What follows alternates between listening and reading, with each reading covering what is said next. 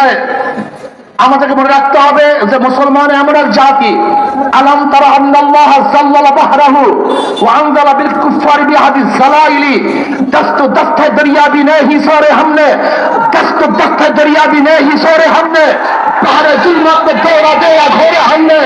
আমাদের এই জাতি যারা বুক পেতে শাহাদাত গ্রহণ করি পীর পাদিরা করে ইনশাআল্লাহ আমরা যুদ্ধ করব, সংগ্রাম করব, লড়াই করব, জিহাদ করব, ফিলিস্তিন রাষ্ট্র কায়েম করবে ইনশাআল্লাহ।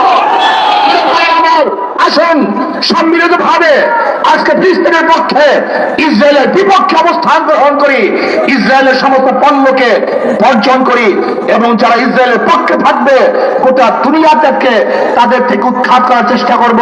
আল্লাহ আমাকে এবং আমাদের সবাইকে ফিলিস্তিন রাষ্ট্র স্বাধীন রাষ্ট্র দেখার তৌফিক দান করুক, তাদের সাথে কাজ করার তৌফিক আল্লাহ দান করেন। ওয়া মা আলাইনা ইল্লাল বালাগ।